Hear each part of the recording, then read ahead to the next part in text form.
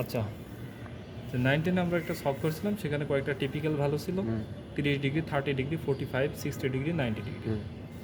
এই টিপিক্যাল ভ্যালুগুলো যদি আমরা মনে রাখতে পারি তাহলে আমাদের ক্যালকুলেশন সহজ হয়ে যায়, এবং তোমার ভার্সিটি অ্যাডমিশনের যে কোয়েশ্চেনগুলো আসে এই টিপিক্যাল ভ্যালুগুলো দিয়েই আসে। কখনো দেখবা না যে 35 ডিগ্রি আসবে, কারণ তোমার তো ক্যালকুলেটার ইউজ করতে দেবে না, কারণ জানে যে 35 ডিগ্রির একটা ভ্যালু কোনো স্টুডেন্ট মুখস্থ রাখে। 120 ডিগ্রি দেয়, 180 দেয়। 120 পারলে, এইগুলা পারলে 120ও পারা যায়। কীভাবে পারা যায় সেগুলো আমরা দেখব আস্তে আস্তে আগে। কথা হচ্ছে দুইটা রেশিওর জন্য যদি আমরা পারি তাহলে আমাদের সব কিছুই হচ্ছে পারবো। একটু ভালোভাবে ধরো যাতে খাতাটা দেখা যায়, সম্পূর্ণ দেখা যাচ্ছে। প্রথমে সাইন থিটা,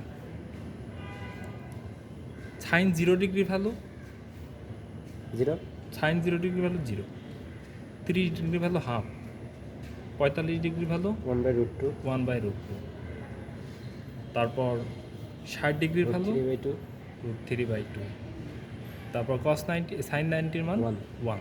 এইটা যদি পারো তাহলে আর কিচ্ছু পারা লাগে না। কীভাবে? কসের ক্ষেত্রে শুধুমাত্র এটা উল্টাই যাবে। যেমন দেখো cos 0 ডিগ্রির ভ্যালু 1 হবে, এই যে এদিক থেকে আসবে, উল্টা দিক থেকে, ঠিক আছে? এত সময় কি দিবে আমার? না, তুমি তো সবসময় ছক আঁকাবা না, এটা মাথায় করে ফেলবা। কীভাবে আগে এই ছকটা বুঝতে হবে, তাহলে করে ফেলবা। এটা পারলেই সব পারবা। সাইন আর কসটা একটু মনে রাখতে হবে, ঠিক আছে? যেমন 30 ডিগ্রির ক্ষেত্রে কত হবে? √3/2।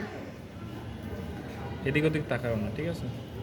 তারপর 45 ডিগ্রি 1/√2। দেখছি। তারপর হচ্ছে 60 ডিগ্রির ক্ষেত্রে হবে হাফ, 90 ডিগ্রি 0।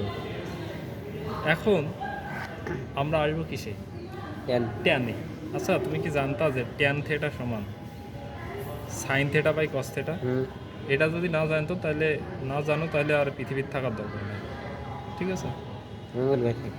হ্যাঁ, ট্যান থিটা সমান sine theta by cos theta. তাহলে ট্যান 0-র মান কত হবে? এটা বাই এটা, 0/1 হবে। এদিকে দেখো, যে 0/1 মানে এটা বাই এটা, কারণ কি sine theta by cos theta না, তার মানে 0 হবে। 0 সামথিং সমান কত? 0। ওকে, তাহলে ট্যান 30 ডিগ্রির মান কত?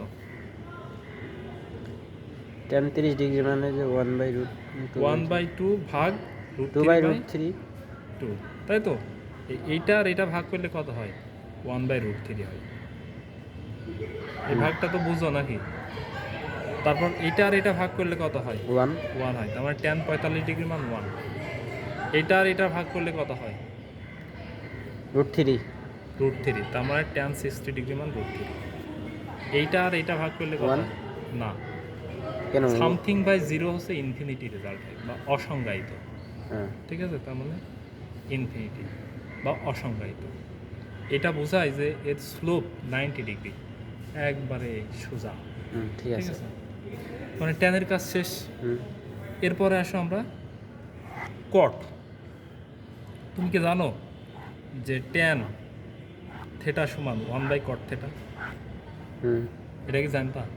ট্যান কটের উল্টা হয়, আর কটও ট্যানের উল্টা হয়, তাই তো? তাহলে কট থিটা সমান কত? 1/tan theta. সেটা এবার 1 হবে। হ্যাঁ, তার মানে না 1 হবে না, ইনফিনিটি হবে। দেখো, এখন যদি cot 0-র কথা বলি, তার মানে 1/0 না? এটা মানে কি? ইনফিনিটি, মানে অসংজ্ঞায়িত। এবার যদি cot 30 ডিগ্রির কথা বলি, উল্টায় যাবে, তার মানে √3। এরপরে এটা তো 1ই হবে, 1/1। এটা হবে 1/√3। এইটা হবে কত বলো তো? তাহলে এটা হবে যে 1 হবে, 1/∞। 1/∞ মানে কত হয়? 0 হয়, ঠিক আছে? 1/∞ সমান 0 হয়। হ্যাঁ, অর্থাৎ আমরা ট্যান যদি পাই কটও পাবো। কীভাবে? ট্যানকে উল্টাই দিলে হবে, বুঝছে? সাইনের হচ্ছে কোসেক। এরপরে দেখো কসেক, তাই তো?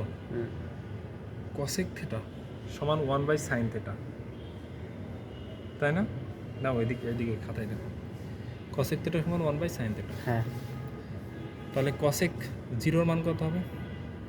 তাহলে 1/, তাহলে ওই যে 0 হবে 1/0 হুম। মানে কি ইনফিনিটি, ঠিক আছে।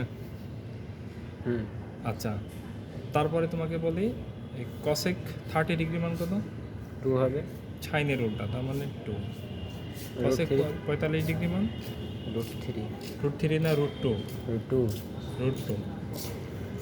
কসেক 60 ডিগ্রি মান 2/√3 2/√3। তারপর কসেক 90 ডিগ্রি 1 হবে ক্লিয়ার। হুম।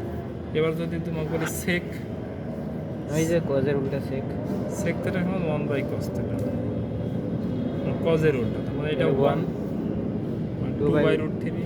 তারপরে তারপরে হবে হচ্ছে √2 √2, তারপরে তারপরে হবে 2 2 তারপরে হবে 0 1/0 এই যে ইনফিনিট হবে ইনফিনিটি। ওকে, তার মানে আর বাকি আছে কিছু? না sine theta, cos theta, tan theta, cot theta, cosec theta, sec theta, হ্যাঁ এই সাইডটা, এই কয়েকটা জিনিস আমাদের হয়ে যাবে যদি আমরা জাস্ট এটা মুখস্থ করি। এখন বলতে পারো ভাই বারবার কি ছকা করবো? না, ছকা কোনো লাগবে না, তোমার মাথায় মাথায় এটা করে ফেলতে হবে যে cos 45 ডিগ্রি মান যদি 0 হয় তাহলে আমাদের সেক 45 cos 45 ডিগ্রি মান যদি 1/√2 হয় হুম, তাহলে সেক 45 ডিগ্রি মান উল্টা হবে, তার মানে √2 হবে। হুম, তারপরে সাইন 30 ডিগ্রি মান যদি হাফ হয়, কসেক 30 ডিগ্রি মান এর উল্টা হবে, অর্থাৎ 2 হবে। এভাবে মাথায় মাথায় করে তাহলে এই যে 120 135 এগুলো। এখন ওই অপশনে আস্তে আস্তে যাব। এইটুকু মুখস্থ হয়েছে কিনা তাই বলো। হ্যাঁ। মুখস্থ যদি হয় তাহলে আস্তে আস্তে আমরা সামনের দিকে। হ্যাঁ মুখস্থ হয়েছে তো। ওকে, আচ্ছা, এরপরে আমাদের কয়েকটা জিনিস জানতে হবে ডিপলি। নাম্বার 1, এই কোয়ার্ডিনেট সিস্টেম সম্পর্কে একটু বুঝতে হবে।